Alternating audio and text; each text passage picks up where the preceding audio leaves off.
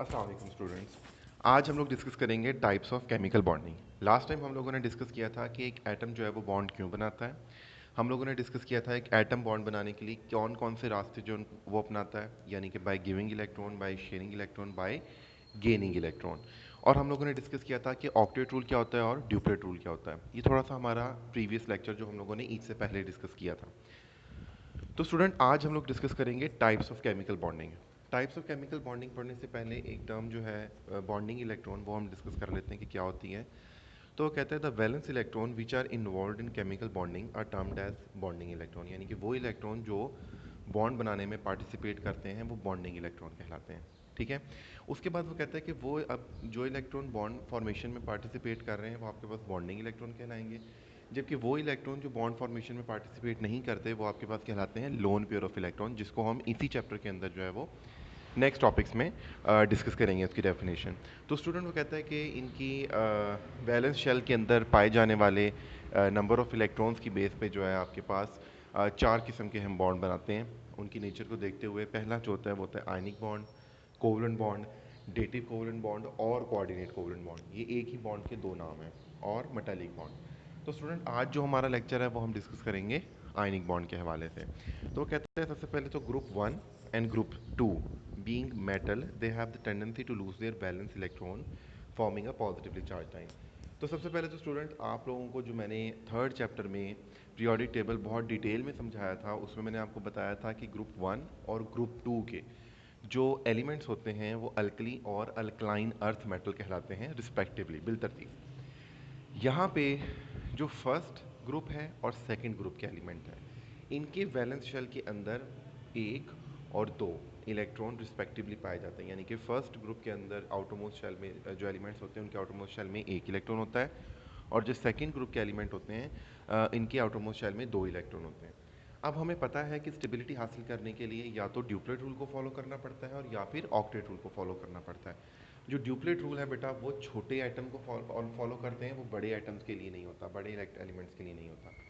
तो यहाँ पर जब जिनके आउटरमोस्ट शेल में एक इलेक्ट्रॉन पाया जाता है उनके लिए सात इलेक्ट्रॉन गेन करना बहुत मुश्किल काम होता है। उनके लिए डिफ़िकल्ट होता है कि वो किसी से सात इलेक्ट्रॉन जो है वो बोरो करें। तो वो क्या करते हैं कि वो अपना एक इलेक्ट्रॉन जो है उसको डोनेट कर देते हैं, यानी कि उसको वो मुकम्मल तौर पे ट्रांसफ़र कर देते हैं।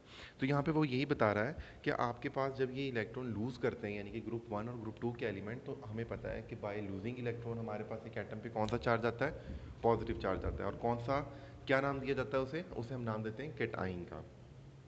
where non-metals of group 15 to 17 have the tendency to gain और accept इलेक्ट्रॉन। और यहाँ पे कहता है कि ग्रुप 15 से लेकर ग्रुप 17 तक के जो नॉन मेटल्स हैं, ग्रुप वन और टू के जो एलिमेंट्स हैं वो मेटल कहलाते हैं, अल्कली और अल्कलाइन अर्थ मेटल। ठीक है, ये उनके नाम हैं। और ग्रुप 15 से लेकर ग्रुप 17 तक, यानी कि 15, 16, 17, ये तीन जो ग्रुप्स हैं आपके पास स्टूडेंट्स, ये नॉन मेटल्स कहलाते हैं। और नॉन मेटल्स जो होते हैं ये इलेक्ट्रॉन डेफिशिएंट होते हैं, यानी कि इनके पास इलेक्ट्रॉन की कमी होती है। तो ये अपनी इलेक्ट्रॉन की कमी को दूर करने के लिए क्या करते हैं, ये अपनी इलेक्ट्रॉन की कमी को दूर करने के लिए इलेक्ट्रॉन ऑब्वियसली गेन करते हैं, कहीं ना कहीं से इलेक्ट्रॉन हासिल करते हैं, क्योंकि इन्होंने अपना ऑक्टेट कंप्लीट करना है। अब ऑक्टेट कंप्लीट करने के लिए चूंकि ये इलेक्ट्रॉन हासिल करते हैं, और हमें पता है कि वो एटम जो इलेक्ट्रॉन हासिल करे नेगेटिव आयन बनाते हैं और उनका नाम होता है एनाइन।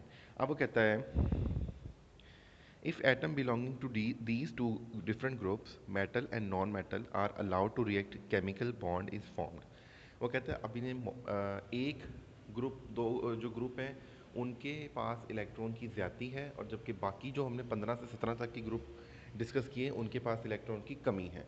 अब चूंकि ये बहुत एक आइडियल सिचुएशन है कि ग्रुप वन और टू के जो एलिमेंट है इनके पास इलेक्ट्रॉन की चूंकि ज़्यादती है, और ग्रुप 15 टू 17 एलिमेंट जो हैं इनके पास इलेक्ट्रॉन की कमी है। तो हम क्या करते हैं, हम ग्रुप वन और टू और ग्रुप और 15 और 17 इनके एलिमेंट्स, कोई से भी दो एलिमेंट्स को अलाउ करते हैं कि ये रिएक्ट करें। यहाँ पे जो हम एग्जांपल डिस्कस करेंगे वो NaCl की डिस्कस करेंगे, which is a table salt जो आपके घरों में इस्तेमाल होता है। तो Na यानी कि जो सोडियम है ये फर्स्ट ग्रुप का मेंबर है, और 17 ग्रुप का आपके पास यहाँ पे क्लोरीन आपको नज़र आएगा। तो यहाँ पे वो कहता है कि आपके पास एक बॉन्ड बनता है, एक केमिकल बॉन्डिंग बनती है। This type of chemical bond which is form due to complete transfer of electron from one atom to an other atom is called ionic bond. अब वो कहता है कि ऐसा बॉन्ड जो कि एक एटम से दूसरे एटम पर मुकम्मल तौर पे एक इलेक्ट्रॉन ट्रांसफ़र करने के बाद बनता है, वो आयनिक बॉन्ड कहलाता है। यहाँ पे हम इसकी एग्जांपल देखते हैं कि वो कहता है कि आपके पास NaCl जब रिएक्ट करता है तो किस तरह से रिएक्ट करता है। हमें पता है सोडियम जो है इसका एटॉमिक नंबर होता है 11 और क्लोरीन का एटॉमिक नंबर होता है 17। हम लोगों ने बेटा सेकंड चैप्टर में इलेक्ट्रॉनिक कन्फिग्रेशन के हवाले से बहुत डिटेल में डिस्कस किया था। मैंने आप लोगों को एक टेबल याद करवाया था, स्कूल पब्लिक स्कूल वाला। आई होप आपको वो भी याद होगा। अभी आप अपना रफ रजिस्टर्स खोलें और उसके ऊपर वो टेबल ड्रॉ करें। टेबल ड्रॉ करने के बाद आप लोगों को मैंने एग्जांपल में सोडियम और क्लोरीन दोनों की इलेक्ट्रॉनिक कन्फिग्रेशन ड्रॉ करना भी सिखाई थी।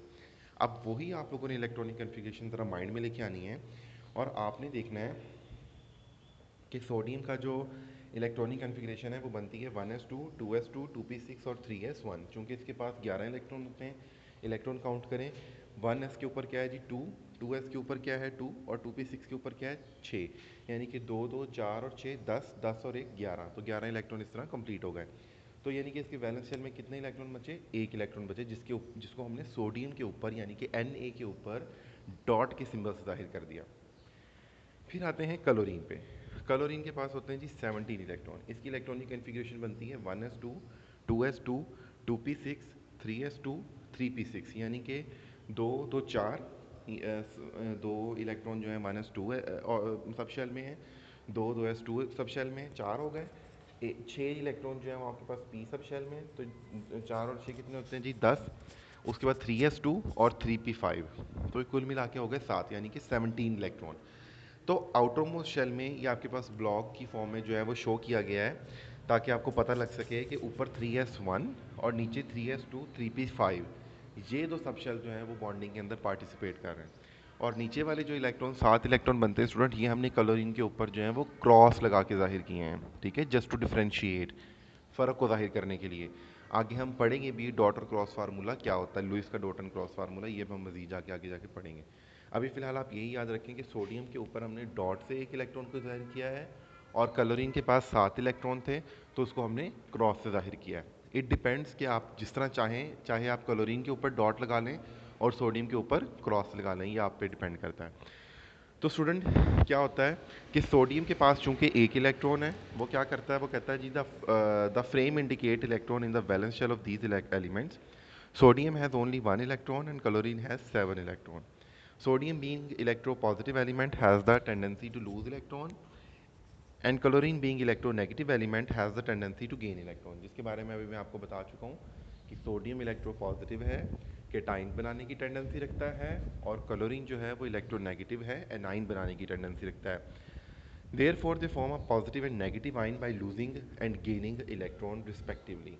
Like यहाँ पे अगर आप नीचे इक्वेशन में देखें स्टूडेंट्स, तो आप देखेंगे सोडियम के पास एक इलेक्ट्रॉन था और इन्होंने एरो के बाद उसे पिंक कलर में शो किया है कि सोडियम के ऊपर एक जो है वो पॉजिटिव चार्ज आ गया है बाय लूजिंग 1 electron, प्लस ई लिखा हुआ है, ई फॉर इलेक्ट्रॉन, यानी कि एक इलेक्ट्रॉन उसने लूज़ कर दिया है।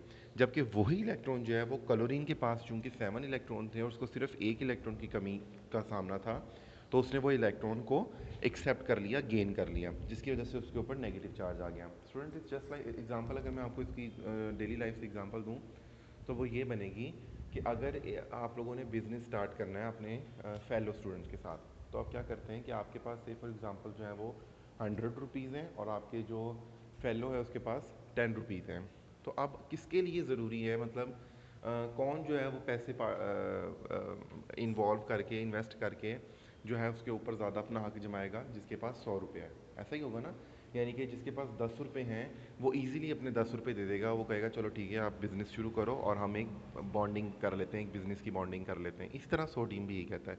सोडियम कहता है मेरे पास एक इलेक्ट्रॉन है, मैं 7 इलेक्ट्रॉन किसी से ले नहीं सकता, कोई मुझ पर भी यकीन नहीं करेगा क्योंकि मेरे पास सिर्फ एक इलेक्ट्रॉन है वैलेंस शेल में, तो तुम मेरा एक इलेक्ट्रॉन ले लो। और क्लोरीन चूंकि उसके पास 7 इलेक्ट्रॉन है, एक इलेक्ट्रॉन की कमी है, तो वो कहता है ठीक है मैं अपना एक इलेक्ट्रॉन लेता हूँ, उसकी कमी भी पूरी करता हूँ, तुम्हारे इलेक्ट्रॉन्स की कमी भी पूरी करता हूँ और मिलके एक बॉन्ड बना लेते हैं।